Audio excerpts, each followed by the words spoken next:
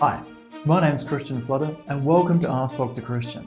Now, who in their parenthood has had a cranky, unsettled, whingy little baby? Let's talk about cranky babies.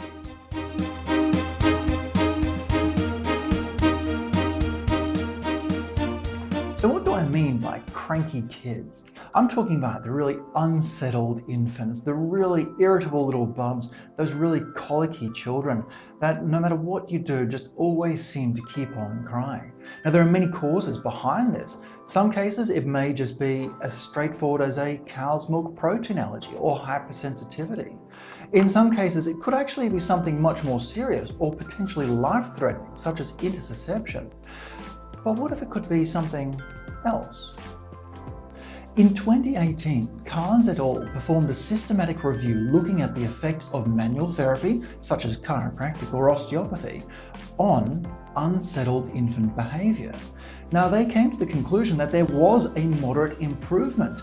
There was a reduction in crying duration, but they also stated that they weren't sure if this was relevant to the parent, nor were they sure where this change actually came from. Was it the therapy? Was it the treatment? Or were there other factors involved in the whole process? So this got me thinking, if it was a result of the treatment, what actually was it that improved and made the kids cry less? My guess is pain. Now, you see, the pathways involved with pain actually begin their formation around 24 weeks gestation. The regions of our brain that are involved in pain processing are there by 30 weeks of gestation. So in 2015, a chap by the name of Doxon, well, it's not his name, it's Doxon et al., he performed a functional MRI study looking to see how infants perceive pain.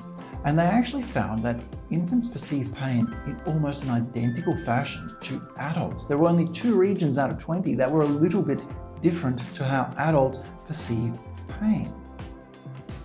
So this got us thinking, do infants and babies present differently depending on whereabouts in their body they may be experiencing a dysfunction of sorts? So we analysed a bunch of data and had it published in 2018, and we found infants, for instance, who were vomiting or gagging a lot or choking with breastfeeding. 73% of them had restrictions in neck motion. In kids who were constipated, we found a lot of those cases had restrictions in through their tailbone. But when we looked at the unsettled infants, 91% had restrictions in shoulder movement. So how can we end up with a restriction in shoulder movement? Well, we put it down to likely the birthing process itself. Now, you see, when we're being born, it's that lovely analogy of lemons and other fruit things. Well, a baby's head, it's like the rock melon. And as fun as that one is to push out, it's the watermelon of the shoulders that is more likely to get stuck. Now, there is actually a term for this, and it's called shoulder dystocia. And it happens quite frequently. It's around 1 to 3% of all bubs born end up with a degree of dystocia.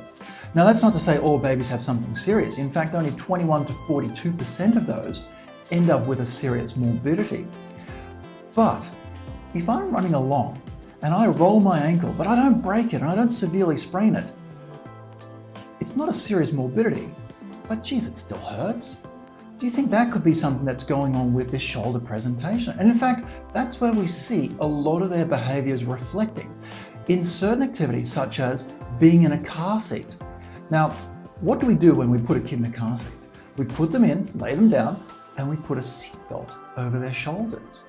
Once that seatbelt's contacting the shoulder, it becomes unpleasant for them until you're going about 60 kilometers an hour, but that's because they're being shaken about and they quite enjoy that. Don't shake your baby. But what about things like getting clothes on?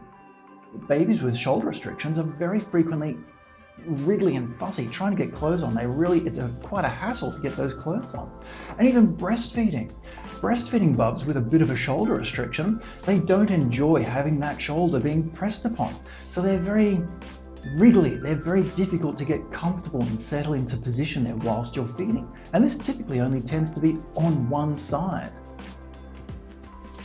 But then you think, shoulder problems in kids. I mean, it's only a very small portion who end up with that shoulder dystocia, and it's only a very small portion of that end up with a serious complication. It can't be that common to have a shoulder problem, right? We question that as well. So we retrospectively analysed over 200 cases, and we found that of all the cases that came to our clinic, over 70% had restrictions in shoulder movement. Now don't forget, in unsettled infants, over 90% had problems in their shoulder. That's 140 odd cases that came through that could have been unsettled because of a shoulder problem. Now there are certainly some caveats with all of this. The research that we've done, it is retrospective. It's looking for associations. It cannot give us causations. Plus, there are no trials done looking at the shoulder itself. It's very difficult to recruit a whole bunch of kids with shoulder problems and unsettled behaviour and only treat half to see if they get better quicker compared to the other group. But what I'm trying to get across here is that unsettled bud that you may have, it may be something else going on inside their system. And it would be worthwhile getting them checked out, not necessarily by a chiropractor, but by someone, just to ensure that there's nothing as simple or as straightforward as a little bit of a touchy shoulder causing them a lot of their discomfort. So I hope this helped to answer any of the questions or some of the concerns that you might have had in regards to your child. And as always, if you have any questions, you can ask Dr. Christian.